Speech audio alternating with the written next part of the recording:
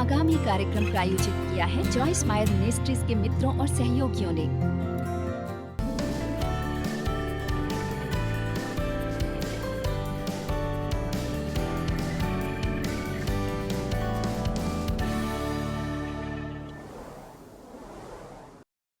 फिलिपियों अध्याय 4 वचन 5। हम अपनी देखभाल के लिए बहुत डरते हैं कि अगर हम नहीं करेंगे कोई नहीं करेगा। मैं आपको ये नहीं बताने जा रही हूँ कि परमेश्वर बिल्कुल वही करेंगे जैसा आप चाहते हैं जब आप चाहते हैं। ये एक टेस्ट भी हो सकता है, इसमें थोड़ी सहनशीलता भी शामिल है। 1 मिनट के लिए ये मत सोचिए कि आपको परखा जा रहा है या आपकी आजमाइश हो रही है और तब आपको ये कहने की जरूरत है, नहीं मुझे परवाह नहीं है, मैं अपना जीवन अपने स्वयं की देखभाल की कोशिश में नहीं बिताऊंगा। मैं अपने आप को परमेश्वर में जमा कर दूंगा और वो मुझे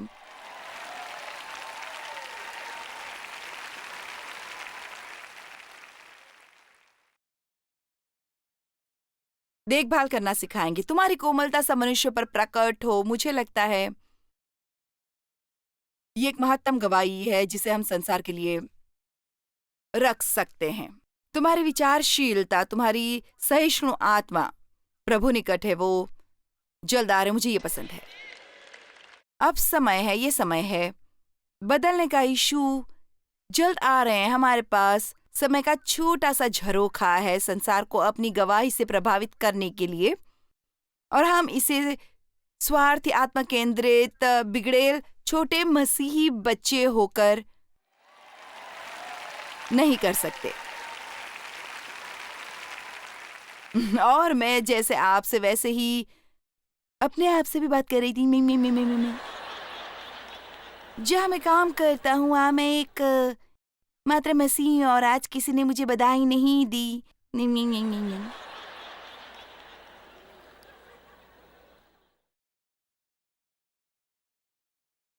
लूका अध्याय 9। चलो बात करते हैं नीच जीवन और उच्च जीवन के बारे में और निर्णय करें हम कौन सा चाहते हैं। लूका अध्याय 9 वचन 23। और उसने सबसे कहा, सबसे, वो आज रात सबसे बात कर रहे हैं, यदि कोई मेरे पीछे आना चाहे तो अपने आप से इनकार करें। अपने आप को और अपने हितों को नजरअंदाज करना, भूलना और अस्वीकार करना, और प्रतिदिन अपना क्रूस उठाए हुए मेरे पीछे हो ले। ये मेरे साथ जुड़ा रहे, रहन सहन पूरी तरह मेरे उदाहरण का पालन करे, और अगर जरूरत हो मरने में भी, क्योंकि जो कोई अपना प्राण बचाना चाहेगा वो उसे खोएगा, परंतु जो कोई मेरे लिए अपना प्राण खोएगा वही उसे बचाएगा। यदि मनुष्य सारे जगत को प्राप्त करे और अपना प्राण खो दे या उसकी हानि उठाए तो उससे क्या लाभ होगा। हमारे लिए उच्च जीवन उपलब्ध है, स्वार्थी, आत्मकेंद्रित जीवन हमेशा। आमीन। हमेशा इसी चिंता में रहने वाला, हमें क्या मिल रहा है, हमें क्या नहीं मिल रहा है। ये एक तरह का नीच जीवन है जो सभ्यता से नहीं जिया जा सकता। उच्च जीवन है अपने आप को परमेश्वर में डिपॉजिट करना और हर दिन ये कहना, परमेश्वर मैं आपके लिए क्या कर सकता हूँ। मुझे लगता है बदलाव का समय है।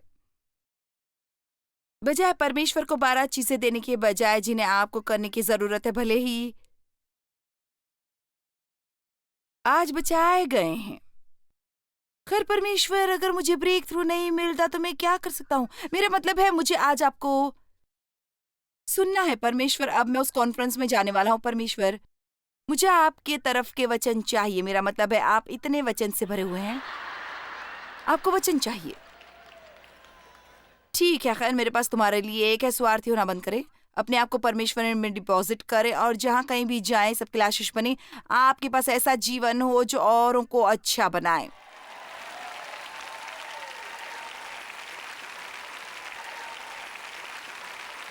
उनके उदाहरण का पालन करें, रहन सहन में, और अगर जरूरत हो तो मरने में। और मुझे वास्तव में ऐसा नहीं लगता कि हम शारीरिक रूप से मरने के बारे में बात कर रहे हैं। मुझे लगता है ये स्वयं के मरने के बारे में बात है। पौलुस ने कहा, मैं मसीह के साथ क्रूस पर चढ़ाया गया हूं और अब मैं जीवित न रहा, पर मसीह मुझ में जीवित है। अब मैं आपको बताना चाहती हूँ कि पौलुस ने ये अपने परिवर्तन के 20 साल बाद कहा, इसलिए आप में से कुछ के लिए ये दिलासा देने वाला होना चाहिए।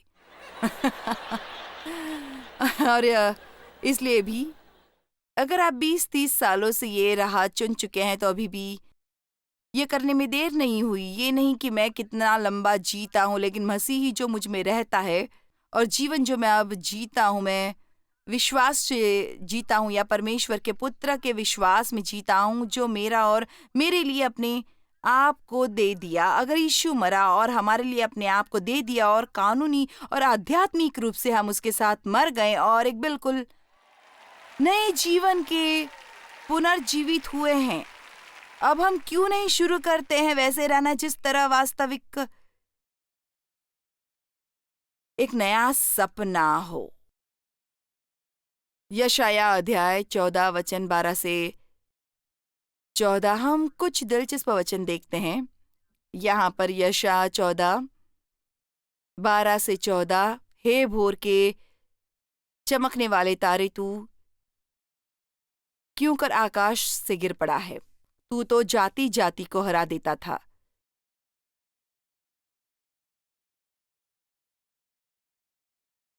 तू अब कैसे काट कर भूमि पर गिराया गया है? तू मन में कहता तो था, अब इस पर देखें कि ये स्वर्ग पर चढ़ूंगा, मैं अपने सिंहासन को ईश्वर के तारांगण के अधिक ऊंचा करूंगा और उत्तर दिशा की छोर पर सभा के पर्वत पर विराजूंगा।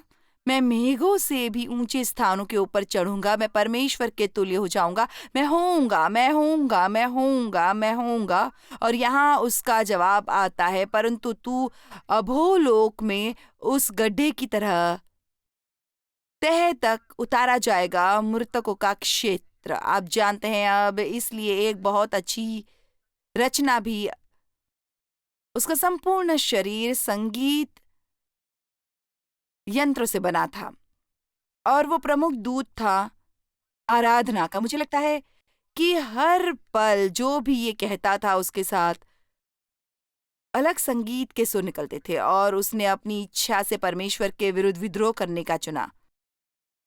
परमेश्वर की दिलचस्पी इसमें है कि उन्होंने हमें इसलिए नहीं बनाया कि वो नहीं कर सकते जो गलत है, उन्होंने हमें बनाया कि हम वो कर सकते हैं जो सही है या हम वो कर सकते हैं जो गलत है। यह हमारे पर निर्भर है। उसको रोबोट्स या कठपुतलियों के झुंड नहीं चाहिए। वो चाहते हैं कि हम उन्हें चुने, हमारे अपनी इच्छा मुक्ति का इस्तेमाल करें।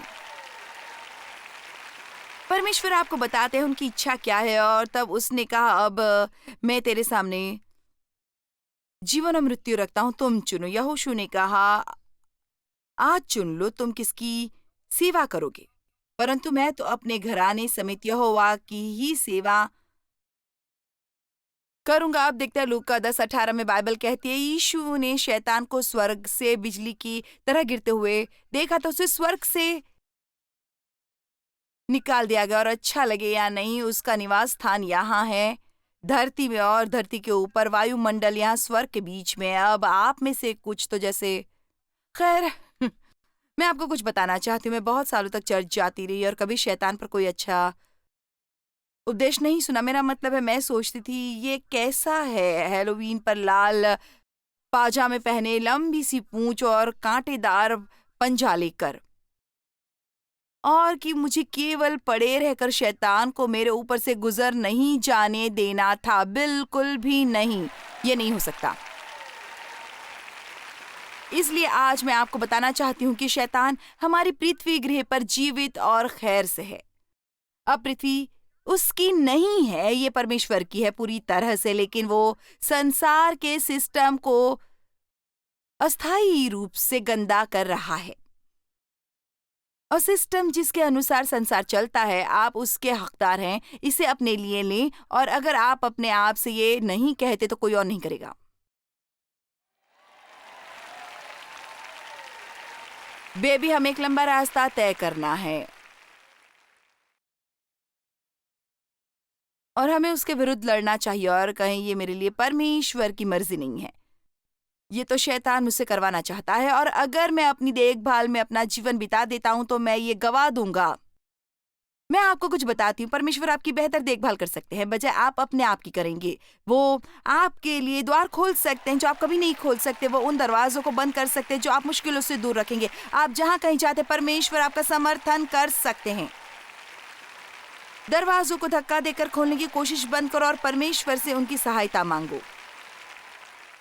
जब आप किसी नौकरी के लिए आवेदन करते हैं, उन्हें अपनी अच्छाई से प्रभावित करने की कोशिश मत करो। एक अच्छा इंटरव्यू करें, अपनी योग्यताएं शेयर करें, लेकिन ऐसे जाए, परमेश्वर अगर आप मुझे ये नौकरी नहीं देते, मुझे नहीं चाहिए, मुझे आपकी मदद चाहिए, मुझे जरूरत है। आप कहें मुझे क्या पसंद है। यही मतलब है परमेश्वर से मदद पाने का। परमेश्वर लोगों को आपको पसंद करने देते हैं और शायद नहीं भी। अब मैं उस पर हूँ क्योंकि मैंने अपने जीवन के बहुत से साल बिता दिए इस कोशिश में कि सही लोगों के ग्रुप में शामिल हूँ। अब मैं और ज्यादा वो खेल खेलना नहीं चाहती। अय्यूब 1:7 और यहोवा ने शैतान से पूछा, तू कहाँ से आता है?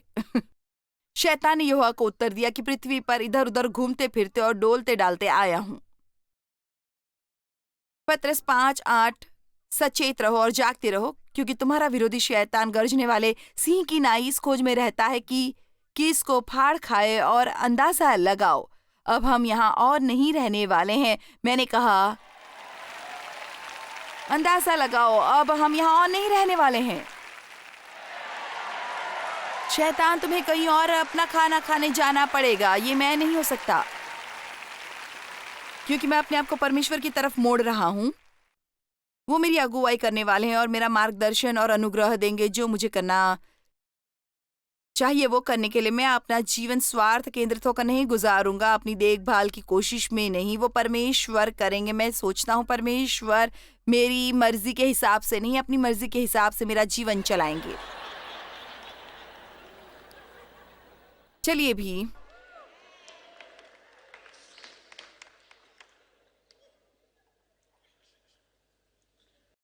शैतान हमला करता है लोगों के मनों पर जहर से दो, जो स्वार्थ और आत्म केंद्रिता का है। खैर मेरे बारे में क्या?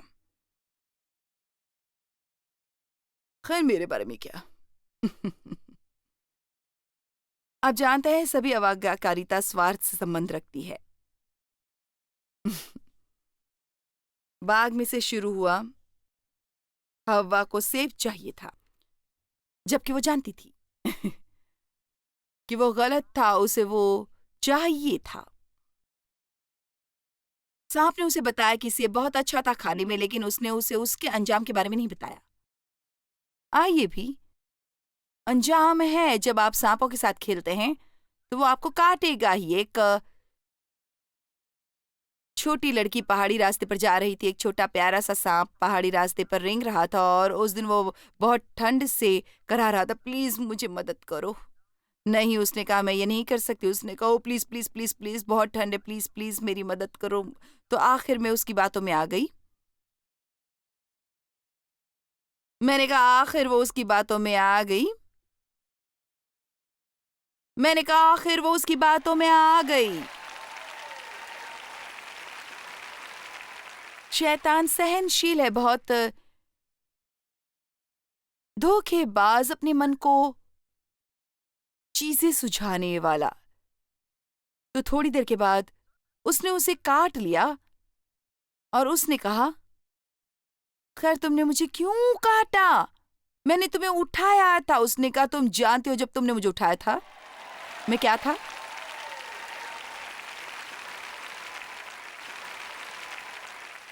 आप अकेली प्यारी सी महिला, आप आ जाओ और एक शादीशुदा आदमी को उठा लो, वो आपको काट लेगा।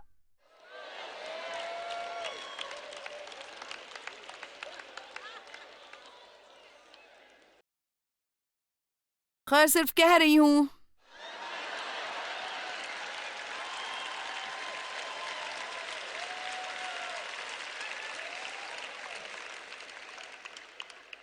बाइबल उन लोगों के विवरणों से भरी पड़ी है जो स्वार्थी थे, और शुक्र है वो लोग जो निस्वार्थ थे। मेरे पास शायद उन लोगों की 8 कहानियां जो स्वार्थी थे और 7 या 8 ऐसे लोगों की जो नहीं थे और मैं चाहती हूँ कि मेरे पास इतना समय हो कि मैं वो सब शेयर करूँ, लेकिन ये मेरे पास नहीं है। आप जानते हैं, यूसुफ के भाइयों ने उसे दासता के लिए बेच दिया और एक गड्ढे में फेंक दिया और अपने पिता से झूठ बोला क्योंकि वे स्वार्थी थे। उन्हें वैसा संबंध चाहिए था जैसा यूसुफ का अपने पिता के साथ था। वो बच्चा था, वे ईर्ष्या करते थे क्योंकि उसके पिता के दिल में उसके लिए खास जगह थी। राजा दाऊद ने व्यभिचार किया क्योंकि वो स्वार्थी था। परमेश्वर ने यहाँ तक कहा, मैं तुझे कुछ भी दे सकता था लेकिन तूने किसी दूसरे की पत्नी क्यों ली? उसने व्यभिचार किया, हत्या की। इससे उसका जीवन प्रभावित हुआ। वो राजा बना रहा और उसको क्षमा किया गया और फिर भी परमेश्वर के साथ उसके संबंध अच्छे थे, लेकिन फिर भी उसे इसकी कीमत चुकानी पड़ी। योना स्वार्थी था और उसे एक व्हेल मछली ने निगल लिया।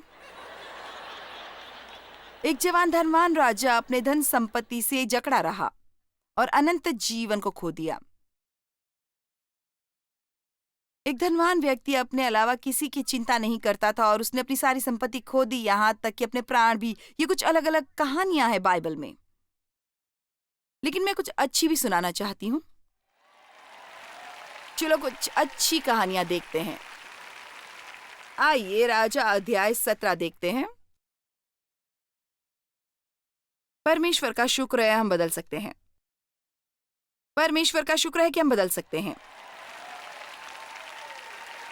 आप कर सकते हैं। शायद आज रात आप यहाँ हैं, आप टीवी पर देख रहे हैं, मैं नहीं जानती, आप शायद बचाए भी गए हैं अभी तक और सोच रहे हैं, मेरे खुदा मैं अपने जीवन में अपने से इतना भरा हूं। लेकिन क्या आप जानते हैं, मेरा मतलब आज रात आप बदल सकते हैं।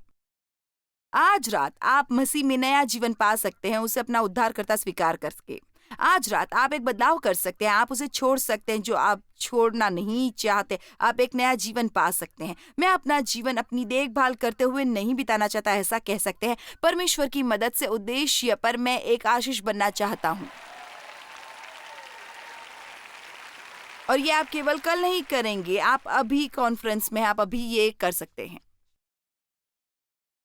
लेकिन आप करते हैं दिन ब दिन, लगातार, कई दिन, साल दर साल, कई साल लगातार, और अचानक ऐसी जगह पर लोगों को बताते हुए बैठे मिलेंगे, मैं वास्तव में नहीं जानता मेरे जीवन में क्या हुआ, लेकिन मैं बहुत संतुष्ट हूँ। आप जानते हैं ये पागलपन लगता है, लेकिन मुझे बस ऐसा लगता है मुझे सब कुछ मिल गया है जो मैं चाहता था इतने सालों से।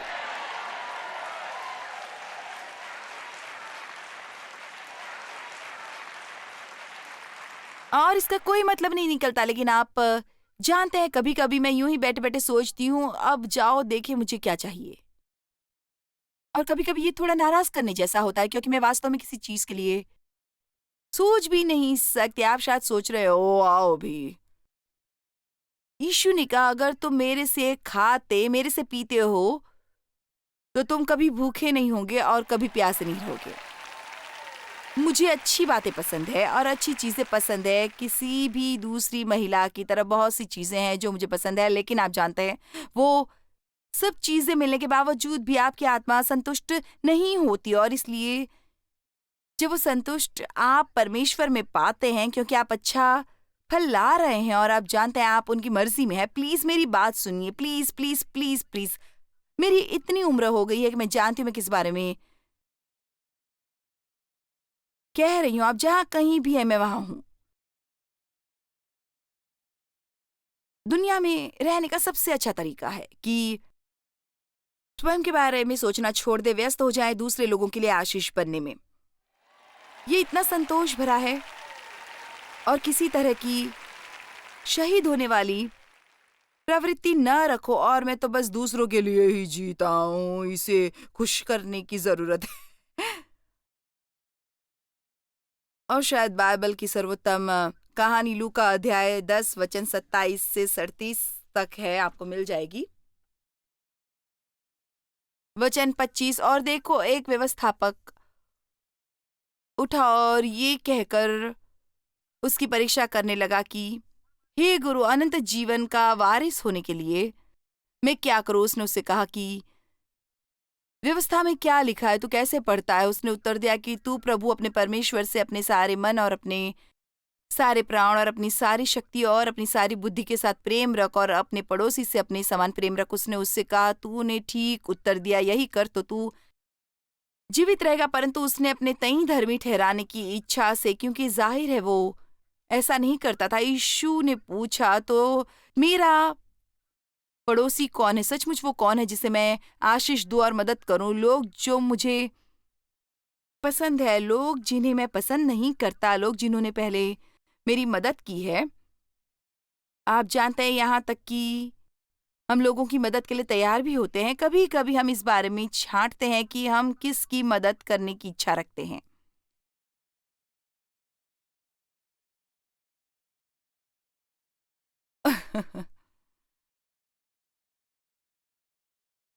मुझे हैरानी है कि हम परमेश्वर से संबंध बनाने के लिए अपनी चीजों का त्याग करते हैं, इसके लिए कि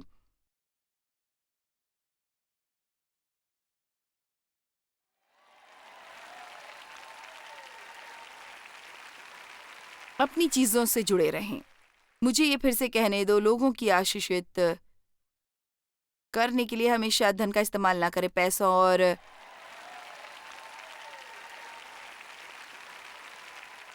चीजों के लिए लोगों का इस्तेमाल ना करें।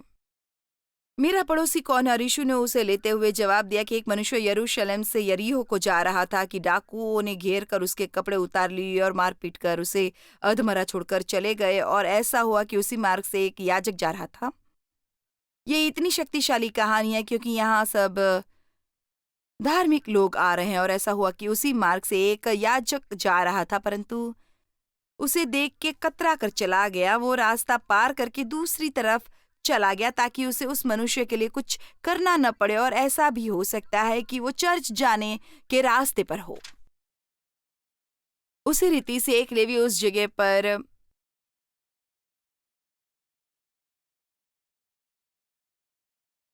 आया, वो भी उसे देख कर, और आप जानते हैं वो भी धार्मिक भीड़ के लोग हैं, कतरा कर चला गया। मुझे हैरानी है कि जब किसी को मदद की जरूरत होती है, परमेश्वर को कितने लोगों से कहना पड़ता है इससे पहले कि आखिरकार उन्हें कोई निस्वार्थी मिले जो जरूरत पूरी करे।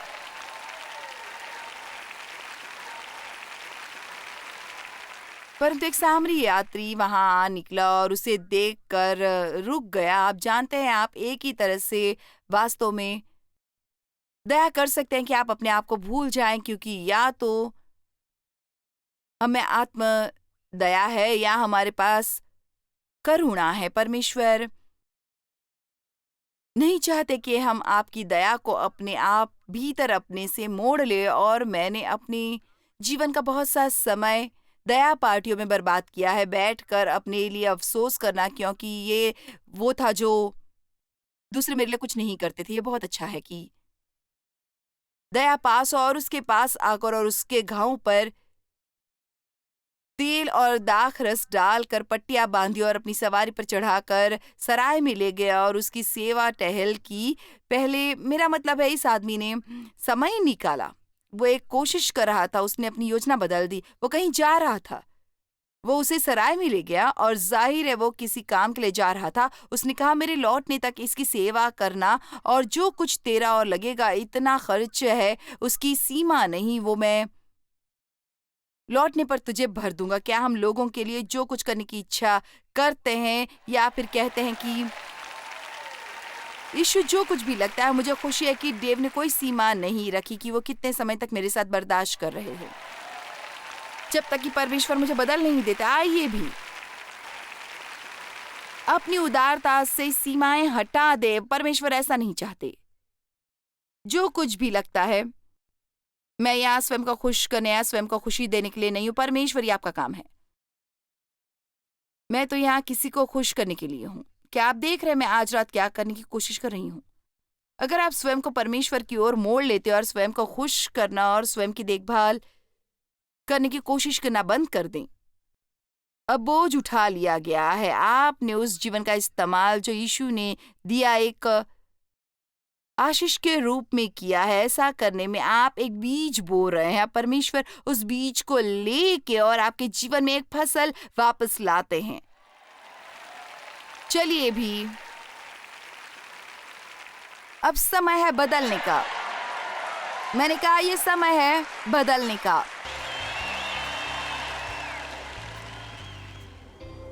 परमेश्वर सचमुच सचमुच आपकी देखभाल करना चाहते हैं और सबसे अच्छी बात जो आप कर सकते हैं बस समर्पण कर दो या अपने जीवन को अच्छी तरफ मोड़ दो।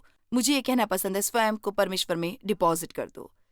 हमें हर समय अपने स्वयं के बारे में सोचना बंद करने की जरूरत है और परमेश्वर को हमें इस्तेमाल करने दे दूसरे लोगों के लिए आशीष होने के लिए। आपका दिन अच्छा हो।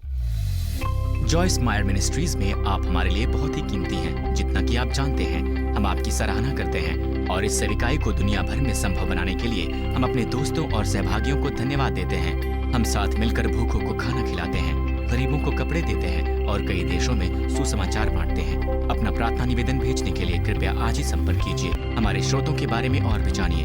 जॉयस की सभाओं की सूची देखिए हमारे साथ सहभागी बनने के लिए, क्योंकि हम दुनिया भर में मसीह के प्रेम को बांटते हैं।